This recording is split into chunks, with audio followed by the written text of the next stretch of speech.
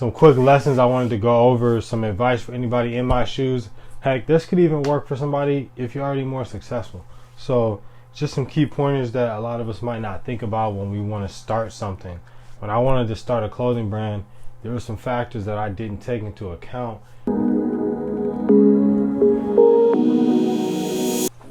So I'm back at you guys with another one. This video inspired me to talk about some lessons that I've learned and I'm still learning starting out. By any means, I have not made it to any pinnacle of success yet. But you know, we all make progression every day. When you take steps and you work every day toward the goal, you will see progression. And that is what has been happening, you guys. So some quick lessons I wanted to go over, some advice for anybody in my shoes. Heck, this could even work for somebody if you're already more successful. So just some key pointers that a lot of us might not think about when we want to start something. When I wanted to start a clothing brand, there were some factors that I didn't take into account and that I really didn't realize until I actually started going through the motions and things started happening. Because something will happen and then that will highlight what you need to fix or correct. So I'm gonna give you 7 tips, 7 quick things, we can go over. Number 1, I'm gonna say is plan the process out.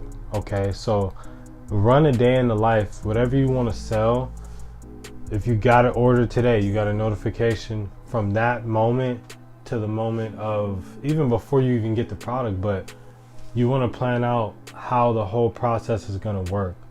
When you receive it, are you even receiving it? Is it being shipped straight to them? You know what I mean? Like, do you have to personalize it? Do you have to brand it? I guess this could apply solely just for clothing brands. I'll speak like that because I'm an apparel brand. So it's like, you have to plan all that out because things will happen and you'll realize you weren't prepared.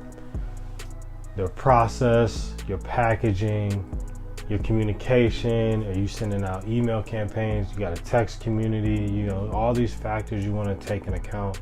Because the better your process, the smoother, the more enjoyable your process is, the more likelihood of it being repeated. And that's what we want, right? Plan out what you're going to sell, how you're going to sell it, where you're going to sell it, when. It all helps in the long run. Number 2, this one's big. It's a fundamental one. Something I learned back even when I was in design school and at business community college. Always have multiple sources, you guys. Right now, especially, we all know what's going on. We're still dealing with this COVID-19.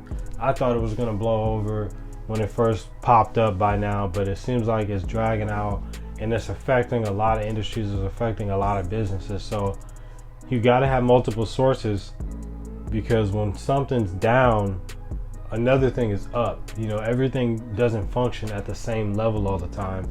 And you don't want to place all your eggs in one basket because if you are solely invested in this one source, what happens if that source shuts down or can't operate or their source runs out? So that's a really good word of advice because I put myself in that position before, and I'm telling you this to avoid that because it pays in the long run to have more than one source. Number 3 is pretty much like content and like social media or whatever, just being active. Even if you're not on social, just being active on your website, updating it regularly.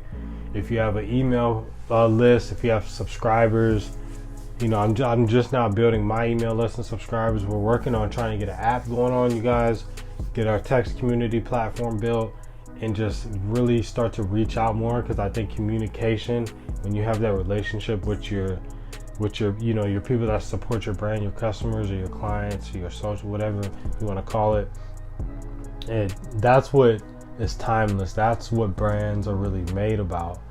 This isn't just some drop shipping store. This is a brand. We're brand building, and there's a difference. There's all types of businesses, but you want to build something that's actually like a lifestyle, and that's what Haphazard is about. So, being active wherever you are in your community, like I said, on your social media, you got to be posting regularly.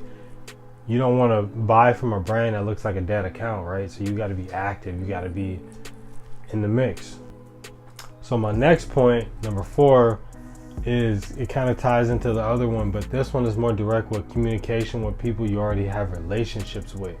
So for example, I've done some giveaways with my brand and I want to keep those relationships after those contestants who have either won or did not win. I want to keep that relationship, keep that communication regularly. You know, maybe once a week, send them a message, send them a new product, send them a promo. You know, keep that communication. If you got an email list, try to send out an email once every 2 weeks at the minimum, once a week. Don't spam them, but you keep that communication, you keep your relevance. You don't want them to forget about you. Because there's tons of brands out there, so there's enough brands to occupy somebody. You got to keep their attention. This is a key, like, this is probably the most important one because I feel like it has the most potential. And this lesson is repurposing all your profits. The money you make in the beginning, try to put it back in your brand. Seriously, like, it goes a long way. Don't look at whatever you sold for 50 bucks, you made 50 bucks. You didn't make anything. Your brand just recycled 50 bucks and you put that back. You use it for promotions, you use it for influencers, more product. You know what I mean? Like, you got to repurpose that because in the beginning you want to grow. So the first few sales actually shouldn't even mean anything.